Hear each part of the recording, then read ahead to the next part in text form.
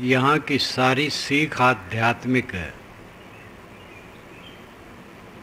Engineering की पढ़ाई होती है, वकालत की होती है, विधि कानून, रसायन विज्ञान, पदार्थ विज्ञान, मनोविज्ञान, शरीर विज्ञान, कृषि विज्ञान, अनेक प्रकार की पढ़ाइयाँ दुनिया में होती हैं।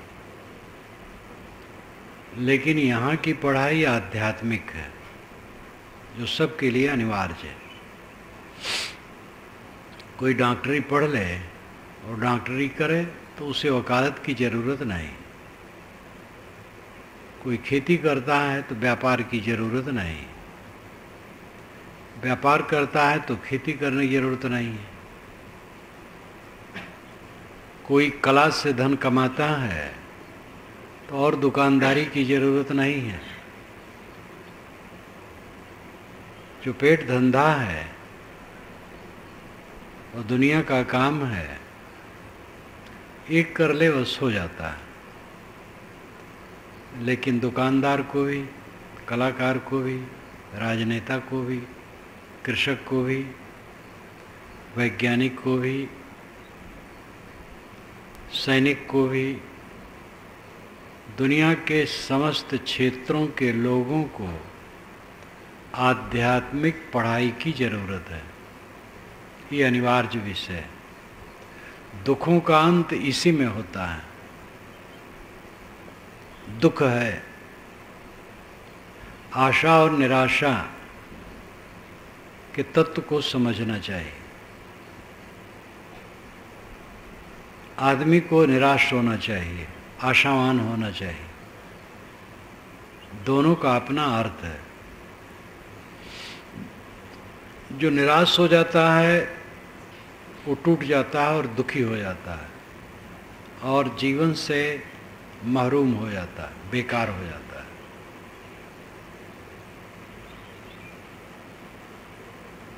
और जो आशा वाला होता है वो दुख पाता है। लेकिन आशावान बनो और निराश बनो। आशा और निराशा का अपना अर्थ है। दुख है और दुख से छुटकारा नहीं है। ये निराशा आदमी को दुखों में डालेगी। दुख है लेकिन दुख से छूटने का रास्ता है। ये आशावान रास्ता है, आशा का रास्ता है। हम अपना कल्याण क्यों नहीं कर सकते हैं? दूसरे लोग विद्या पढ़ते हैं, पढ़ लेते हैं, हम क्यों नहीं पढ़ सकते हैं?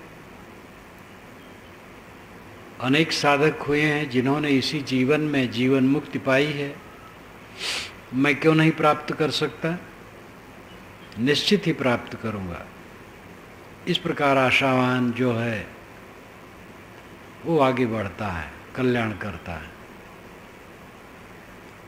मैं क्या कर सकता हूँ? मैं तो संसारी हूँ,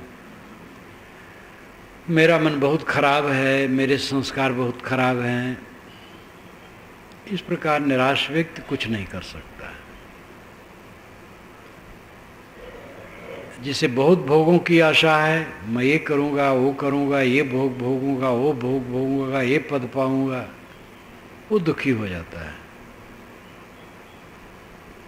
लौकिक उन्नति के लिए भी श्रम करना चाहिए और श्रम में जो मिले उसमें संतुष्ट रहना चाहिए। और जो मर्यादा विरुद्ध आशा करेगा वो दुखी रहेगा। आशावान बनो और निराश बनो। भोगों से निराश बनो और उन्नति के लिए आशावान बनो। सब जीव दुख के खाट में पड़े हैं।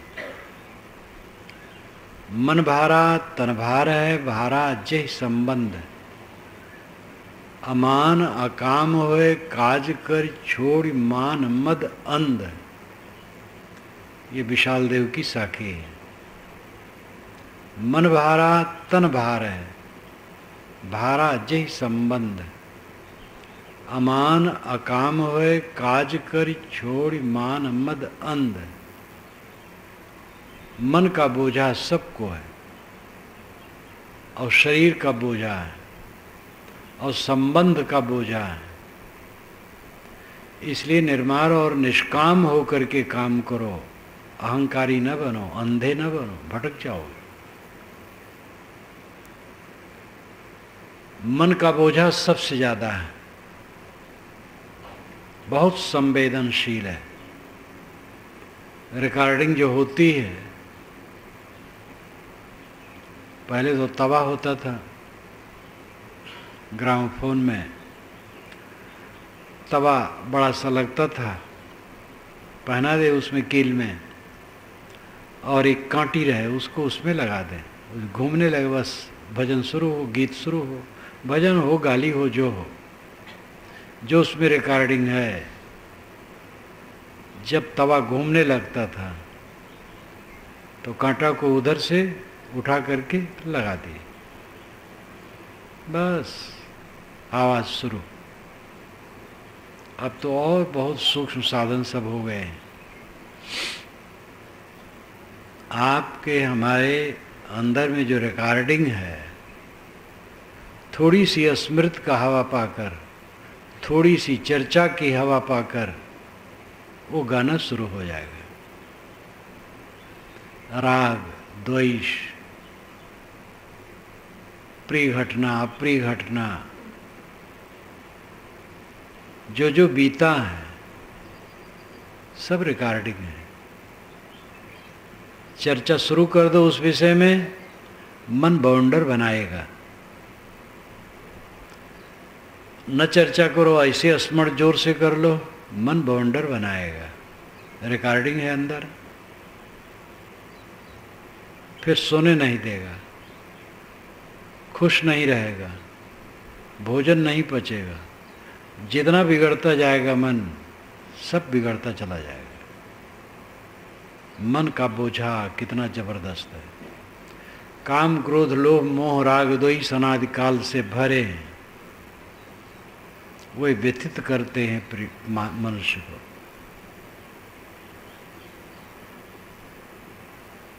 अनेक संस्कार, अनेक अध्यास अपनी ही कमाई का फल है। जीवन भर आदमी क्या कमाता है? जीवन गुजर के लिए धन कमाता है जो जरूरी है, और उसमें भी जो बहुत बड़ा बनने के चक्कर में पड़ता है उसका रास्ता दूसरा है, वो भी ठीक है।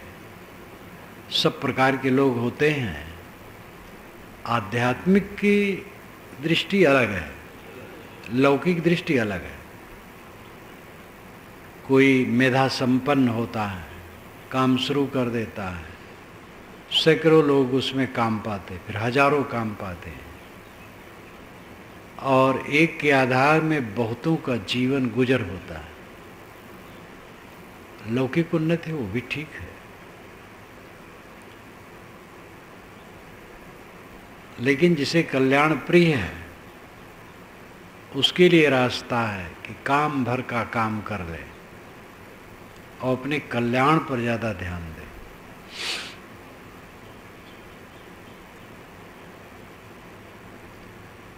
शरीर का गुजर करने के बाद, शरीर के गुजर का धंधा और गुजर ये तो जरूरी है, लेकिन बाकी और सब कमाई क्या करते हैं? राग, द्वेष, मोह, क्रोध, लोभ, काम वासना, क्रोध वासना, द्वेष वासना, अनेक वासनाएं आदमी निरंतर बनाता है। विवाद, झगड़ा, कलह,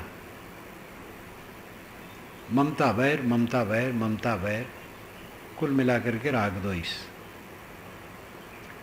सारे बंधन राग और द्वेष में आ जाते हैं।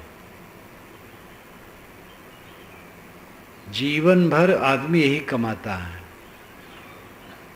जो दुर्जन हैं वो ज़्यादा खुराफात करते हैं, हिंसा करते हैं, हत्या करते हैं, चोरी करते हैं, व्यभिचार करते हैं। ऐसा नहीं करते तो कुटिलता करते हैं, फसाद फैलाते हैं, लोगों में बवंडर मचाते हैं, दो को लड़ा देते हैं और सभ्यता की चोरी करते हैं। ये सब बहुत बिगड़े हुए लोग हैं। बाकी सज्जन है, सज्जन भी राग द्वेष में फंसे रहते हैं। जीवन भर कमाई राग द्वेष की होती है और सब की रिकॉर्डिंग मन में रहती है और थोड़ी सी स्मृत और चर्चा की हवा पाए ऊपर आकर के छा जाती है, अब आदमी को व्यथित करती है।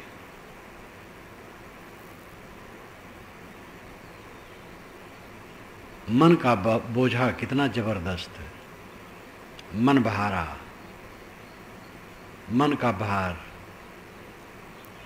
प्रतिकूल कल्पना करके कुछ याद कर लो, फिर नींद नहीं आएगी। जोर से अनुकूल कल्पना की याद कर लो तो भी नींद नहीं आएगी। एक सज्जन को जब उनके प्रिय मित्र का पत्र मिला बहुत दिन के बाद, रात भर सो नहीं पाए, बस उसी के पुलकाव में याद करते करते, स्मरण करते करते फिर चाहे सो जाऊं, लेकिन इतना पुलकाव कि शाम को लेटे पौ फटने लगा। उनको अपने पर आश्चर्य हुआ। प्रिय मित्र का पत्र पा करके रात भर नींद नहीं आई। ये अनुकूलता का रोग है। प्रतिकूलता का रोग तो है ही है। अनुकूलता बड़ी प्यारी लगती है। अनुकूलता का सर्वथा त्याग असंभव है। अनुकूलता सबको प्रिय है, विवेकवान को भी अनुकूलता प्रिय है, प्रतिकूलता प्रिय नहीं। लेकिन अनुकूलता में वो मोह नहीं करते, केवल बर्ताव करते हैं। प्रतिकूलों में ज़्यादा बर्ताव नहीं किया जा सकता है। प्रतिकूलता जहाँ मिली थोड़ा निपट करके अलग हो गए। प्रतिकूलता मिलेगी तो विवेकवान विवाद नहीं करेंगे, हल्ला नहीं करेंगे, झगड़ा नहीं करेंगे, समता से निपटा के वहाँ से निकल जाएंगे। और अनुकूलता में पूरा जीवन बिताया जा सकता है।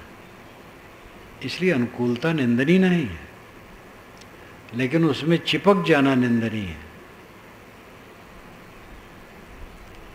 तो अनुकूलता प्रतिकूलता, इसमें राग और द्वेष। आदमी पाप करता है, पुण्य करता है, सुख पाता है, दुख पाता है, राग करता है, द्वेष करता है। बस ये इच्छा हरे का चक्र है। पाप किया, पुण्य किया, पाप का फल दुख पाया, पुण्य का फल सुख पाया। दुख में द्वेष हुआ, सुख में राग हुआ। पाप पुण्य, सुख दुख, राग द्वेष, ये 6 अरे का चक्र है। पहिया को स्थिर करने के लिए अरे लगे रहते, तिरछे तिरछे, जो धुरी से वलय तक बांधे रहते हैं। बाहर परिधि, राउंड, और बीच में केंद्र, सेंटर, धुरा। इसको बांधने के लिए अरे होते हैं। संसार चक्र के ये 6 अरे संक्षेप में है। पाप पुण्य, सुख दुख, राग द्वेष। सज्जन लोग भी इसी की कमाई करते हैं। दुर्जन तो बहुत भयंकर हो जाते हैं। दुर्जनों की भी कैटेगरी अलग अलग हुआ करती है। जैसे मैंने कहा, हत्या करना, चोरी करना, व्यभिचार करना, डाका डालना, ये भयंकर रूप है। कुछ बदमाशों का इतना भयंकर रूप नहीं रहता है। सभ्यता का, सभ्यता की चोरी करते हैं। व्यापार में गोलमाल कर देना, घूस लेना और भी चालाकी से सभ्यता की चोरी करते हैं, सभ्यता की हिंसा करते हैं, लोगों में लड़ा देते हैं, विवाद फैला देते हैं। ये भी बड़े भयंकर हैं। बाकी लोग ऐसे नहीं होते, कमाते हैं, खाते हैं, सज्जन हैं, किसी को तकलीफ नहीं देते हैं, लेकिन अच्छा बुरा होता है उनसे भी, राग द्वेष होता है, सूक्ष्म कलह कल्पनाएं होती हैं, काम भोग में तो आदमी उलझता ही है, प्रतिकूलता में क्रोध आता है। तो इस प्रकार सज्जन भी जीवन भर ज़्यादातर विकारों की कमाई करते हैं। शील, क्षमा, दया, संतोष, धीरज, विवेक, ये सब की कमाई कम कर पाते हैं। विकारों की कमाई करते हैं और सारी कमाई मानसिक संस्कार के रूप में अंतःकरण तवे पर प्लापी में रिकॉर्डिंग, और वो स्मृतियों और चर्चाओं की हवा पा करके बवंडर बनाती है। वो स्मृतियाँ, संस्कार बवंडर बनाते हैं और जीव को व्यथित करते हैं, पीड़ित करते हैं। तो मन भारा, ये मन का भार है। मन हमने बनाया है और मन में तमाम कांटे खोबर हमने बनाया है, पीब मवाद हमने भरा है। सबके मूल में अहंकार है। अहंकार करके हमने सारा रोग पैदा किया है। जितना चित्त अहंकारी उतनी जलन। जितना अहंकार घटेगा जलन घट जाएगी। आपके मन में किसी प्रकार का बवंडर है, विवेक जगाओ, अहंकार ठंड करने की सोचो, क्या मेरा है, कौन मेरा है, किसने क्या कह दिया, किसको कह दिया, मैं शुद्ध चेतन हूँ। ये टट्टी की टोकरी शरीर के नाम रूप व्यर्थ है। किसका नुकसान हो गया? मार दो अपने को, मर जाओ। देखो मन शांत हो जाएगा। अपने को मारे बिना कोई मुक्त नहीं होगा। मन भारा, तन भार है। मन का भार बड़ा जबरदस्त, उसी में सब पिस रहे हैं। मनोपुब्बगमा धम्मा मनो सेठा मनोमया मनसा चेपुदुट्ठेना भासति वा करोति वा ततो नम दुख मनवे चक्कम वा बहतो पदम। ये तथागत बुद्ध का प्रथम श्लोक है, गाथा है, वो गाथा कहते हैं। उनके त्रिपिटक में धम्म पदम स्वर्ण स्तंभ की तरह ग्रंथ है, जो पूरा निर्दोष ग्रंथ है, और में तो तमाम कल्पनाएं भरी हैं। अच्छी बातें भी हैं, कल्पनाएं भी खूब है, लंबी चौड़ी बातें। धम्म पदम निर्दोष ग्रंथ है और प्रौढ़ ग्रंथ है। उसका पहला मंत्र है, मनो पुब्बगमा धम्मा मनो सेठा मनोमया मनसा चे पुदुट्ठेना भासति वा करोति वा ततो नम दुख मनवेत चक्कम वा बहतो पदम। मनोपुब्बगमा धम्मा, सभी धर्मों कर्मों में मन पूर्वगामी है, आगे आगे चलता है। मनोसेठा, मन श्रेष्ठ है। मनोमया, सारे कर्म मनोमय, मन से ओतप्रोत है। मनसा चे पुदुट्ठेना भासति वा करोति वा, मन से प्रदुष्ट भावना रख करके जो बोलता और काम करता है, ततो नम दुख मनवेत, उसके पीछे पीछे दुख चलते हैं। कैसे चलते हैं? चक्कम वा बहतो पदम, जैसे गाड़ी के चक्के गाड़ी खींचने वाले जानवरों के पैरों के पीछे चलते हैं, वैसे बुरी भावना रखने वाले, बुरी बात करने वाले, बुरा काम करने वाले के पीछे दुख चलते रहते हैं। इसको कोई टाल नहीं सकता है। मनोपगमा धम्मा मनोसेठा मनोमया मनसा चे प्रसन्नेन भासति वा करोति वा ततो नम सुख मनवेद छाया वा अनपायिनी।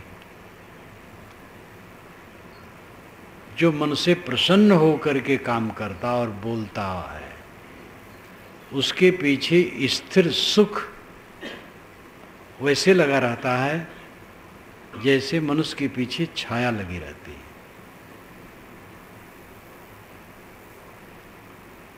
मन अत्यंत प्रबल है जीवन में। प्रबल है इसीलिए उसके द्वारा कल्याण आप कर सकते हैं। प्रबल न होता तो न कर पाते। जानवर का मन प्रबल नहीं है, इसलिए वो शांत है, लेकिन विवेक भी नहीं जग सकता है। एक गाय, कई बार मैं देखता हूँ, बड़े शहरों में निकलता हूँ, चौक में गाय बैठी पागुर मार रही, आंख मूंदे पागुर मार रही, उधर से गाड़ी जा रही, वो कोई चिंता नहीं, और सो जाती है। वही कुत्ता चौक में पड़ा सो रहा है। मुझे याद आया, बिहार में था, एक गांव में जब निकला तो धूल में एक कुत्ता सो रहा था, और बाजार था, चारों तरफ आदमी खूब आ जा रहे थे, वो सो रहा था। क्योंकि उनका मन बहुत संक्षिप्त है, बहुत नहीं सोचता है, शांत। लेकिन विवेक वहाँ नहीं जग सकता है। उपद्रव से तो बहुत रहित है वो, लेकिन विवेक वहाँ नहीं जग सकता है। मनुष्य का मन बहुत तेज है, इसलिए खूब परेशान है मनुष्य। और यही दृष्टि घूमे तो यही इसी जीवन में परमानंद पा सकता है। अत्यंत प्रबल मन को लोगों ने खूब बिगाड़ डाला है, इसलिए मन का बोझा बड़ा जबरदस्त। मन भारा, तन भार है, तन का भार है आपके साथ, रोग इसमें लग जाता है, असावधानी हो जाती है, समझ में नहीं आता है, कहीं कुछ हो जाता है, कहीं कुछ हो जाता है। सब ठीक ठाक चलते चलते भयंकर रोग भी उदय हो जाता है। असावधानी से जो होता है वो तो होता ही है, ना सावधानी करने पर भी, ठीक से चलने पर भी हो जाता है। कब कहाँ क्या हो जाएगा, एक्सीडेंट कब हो जाएगा, कब ये इसका अंग छिल जाएगा और कब टूट जाएगा और कब रगड़ जाएगा, कुछ पता नहीं।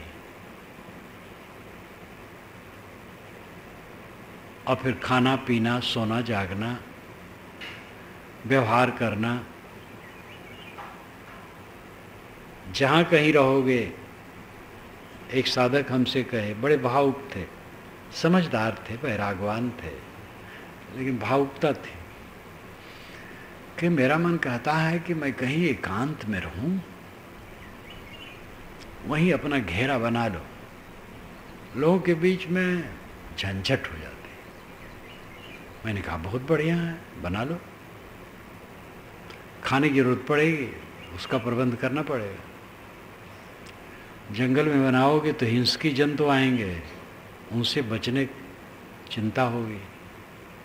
जमीन में रहोगे, सांप, जंगल में सांप बहुत होते हैं।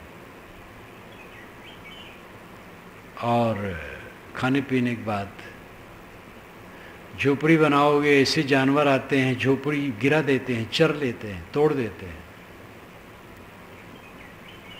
तो ये सब तो संभालना पड़ेगा, ये महाझंझट है।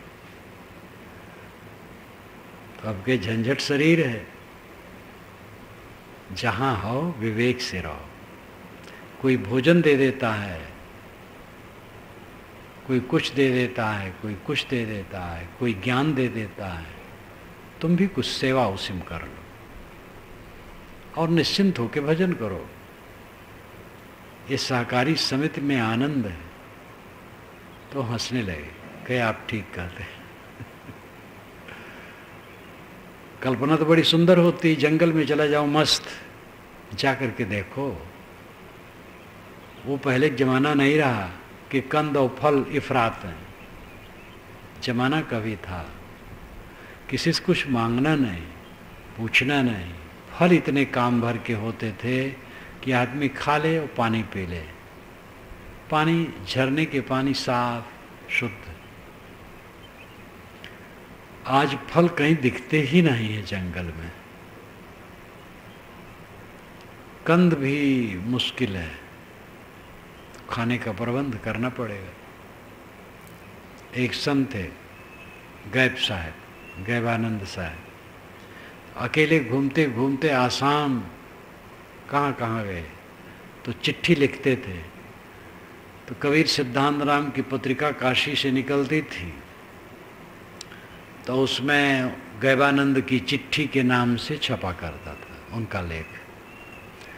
तो उन्होंने लिखा, आसाम के जंगलों में बहुत निरांत जगह है, यहाँ रहने लायक अच्छा है साधु को। बस इतना ध्यान रखना चाहिए कि लौकी, कुमड़ा और अमुक अमुक के बीज लेते आना चाहिए, और बोध जिससे वो पैदा हो तो खाया जा सके। हिंसकी जंतु होते उससे बचने के लिए घेरा बनाना पड़ेगा। जो कुछ वो लिखे थे पढ़ करके मेरा मन छक गया। मैंने कहा ऐसे जंगल की क्या ज़रूरत है, जहाँ वहाँ जंगल है। अब ऐसा कोई करे तो वो भी परिश्रम करे, उसमें भी हो जाएगा, लेकिन बिना परिश्रम के काम नहीं चलेगा। नंगे रहो, दिगंबर, छालन शोषण रहितम, स्वामी शंकराचार्य ने कहा। धोने सुखाने से रहित, दिगंबर, खुला शरीर। ठंडी लग रही है, कांप रहे हैं, सारी एनर्जी ठंडी को सहने में लगा रहे हैं। आत्मचिंतन कहाँ से होगा? और उसमें रोग हो जाए तो और परेशान। इसलिए विवेक से काम करना होगा।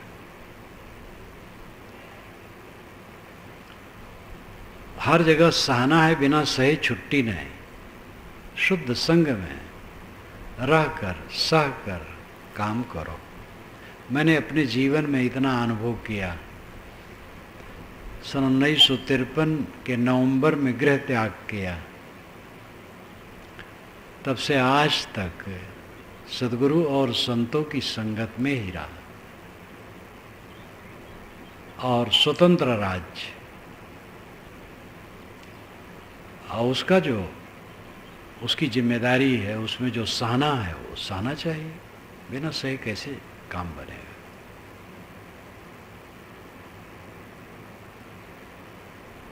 उस पर याद आती है, जब एक सज्जन ने मुझसे कहा था, दार्जिलिंग के थे, अच्छे लेखक, योग्य, कहे महाराज मेरी पत्नी ने मुझे चप्पल से मारा।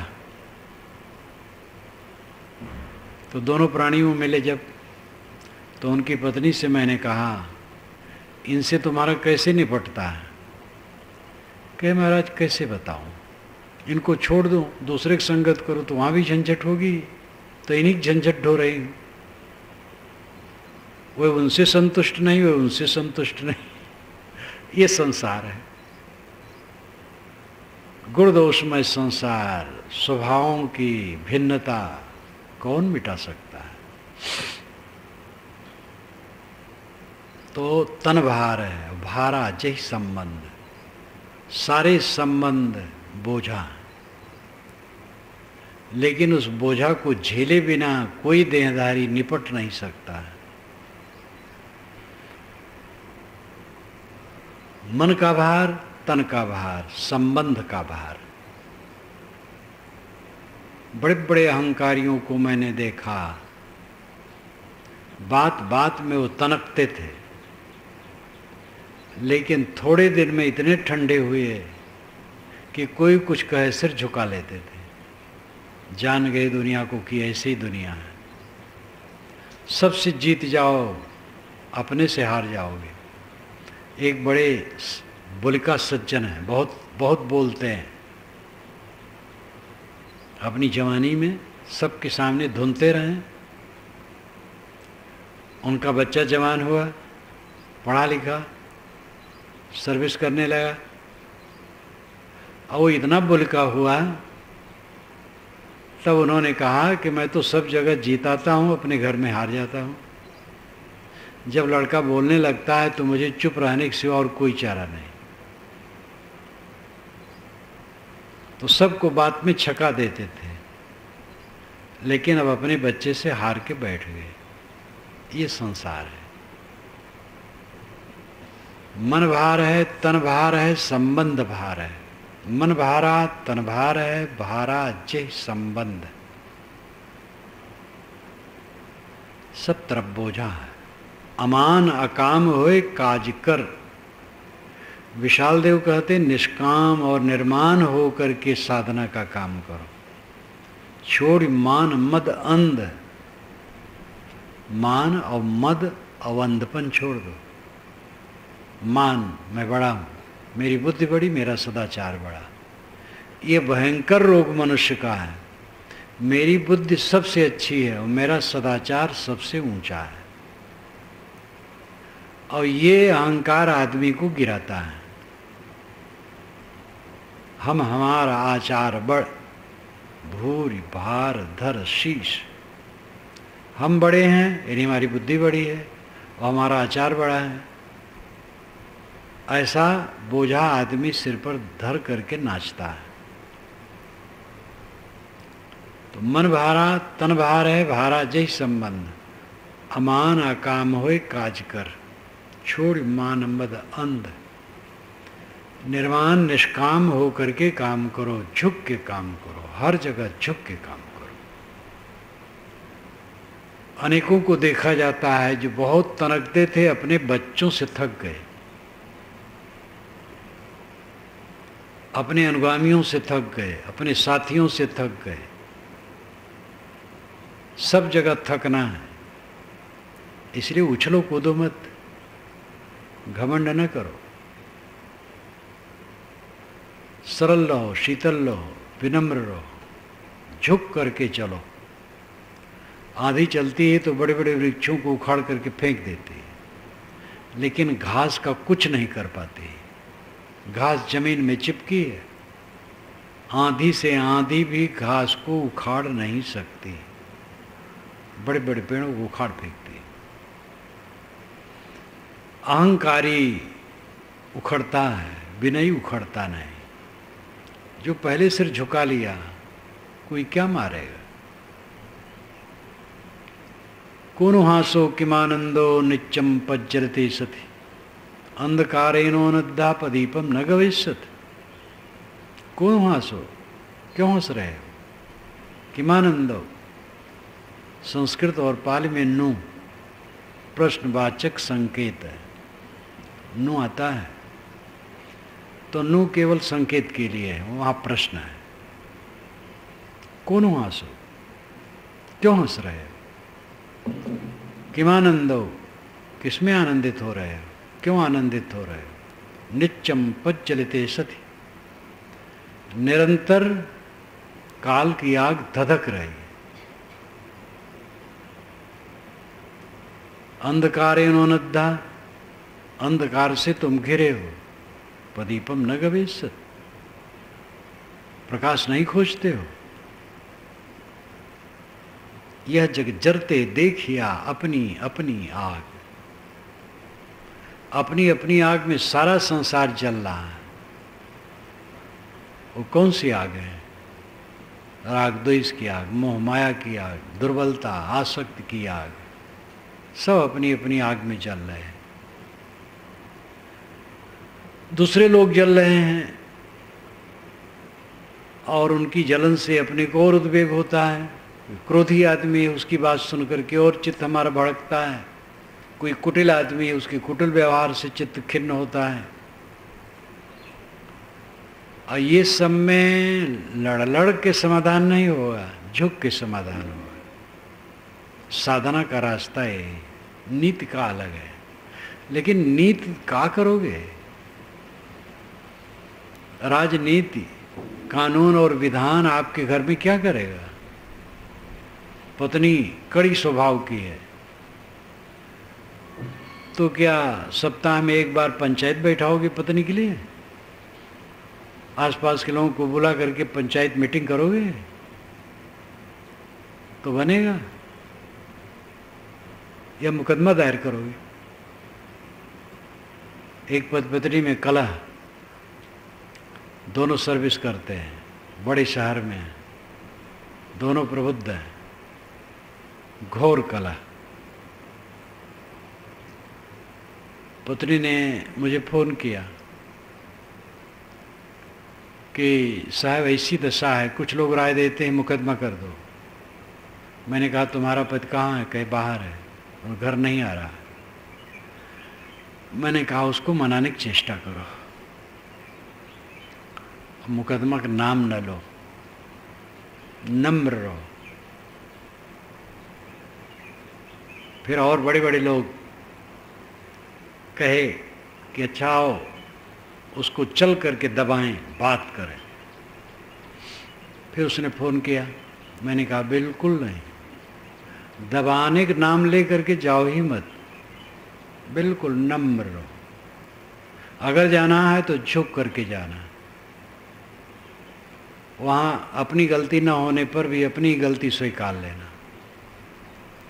और अगर इससे काम नहीं बनेगा तो न जाओ, परंतु दबाने के लिए न जाओ। जहाँ दबाने के लिए गए और भड़केगा मामला। उसकी श्रद्धा अटूट मेरी बातों पर, और वो मानती गई मेरी बात। लोग कहें तुम बिल्कुल बेकार आदमी हो, हम लोग सहयोग करने के तैयार हैं, कहने गुरु जी की आज्ञा नहीं।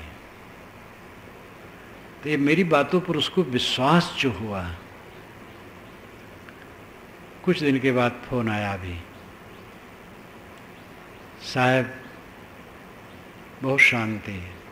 मैंने कहा तुम्हारे पति कहाँ हैं? कहे सामने बैठे हैं। फ़ोन दो, दिया। मैंने कहा बेटा क्या कर रहे हो? अब साहब ऐसा कभी नहीं करूँगा। मैंने कहा दोनों प्रेम से रहो। तो देवी ने कहा कि साहब आपकी बात बहुत काम ली, मैं उलझ जाती, और अब मिठास लग रही है आपकी बातों में। तो राय देने वाले तो हैं, लड़ जाओ पति पत्नी में मुकदमा करके, तब घर में शांति होगी। न मुकदमा करके होगी, न पंचायत करके होगी, सहने से होगी। लड़का से मुकदमा करोगे, गुरु से इसमें मुकदमा चलेगा, तब समाधान होगा। हर जगह सहना है। सब जग जरते देखिया अपनी अपनी आग, सब अपनी अपनी आग बनाए हैं और सब जल रहे हैं। अपनी आग को बुझाओ। ऐसा कोई ना मिला जासो रही लाग, कोई ऐसा नहीं मिलता जिससे लग करके शीतलता हो। तो कुछ निराशावादी लोग कहते हैं, देखो कबीर साहब कहते हैं कोई नहीं है जिसकी क्षण से शांति मिले। भौतिकवादी लोग, ऐसे लोग एकांगी बात करते हैं, एक पद का अर्थ लेकर के चलने से काम बनता है। उन लोगों के लिए साहब ने कहा है कि जो उलझे हैं उनमें कोई नहीं मिलता। अन्यत्र उन्होंने कहा जहां धीर गंभीर अति निश्चल तहाँ उठ मिलो कबीरा, जाको सदगुरु ना मिला व्याकुल दो दिस धाय, आंख न सूझे बावरा घर जरे घूर बुताए। तो एक बात लेकर के किस दृष्टि से कहा गया, जब तक सर्वांग दृष्टि न होगी तब तक शब्दों का अर्थ भी उसकी संगत नहीं बैठेगी। तो सब जल रहे हैं अपनी अपनी आग में। ये अपनी आग को बुझाओ, अपने अहंकार को मारो। व्यवहार में सुख चाहो और निर्वाण, कल्याण, मोक्ष चाहो तो अपने को मारो, दूसरे पर कोई अधिकार नहीं। संबंध है, बात है तो कह दो, एक बार दो बार, फिर वो जाना है, जैसा वो करेगा भरेगा। अपने को देखो।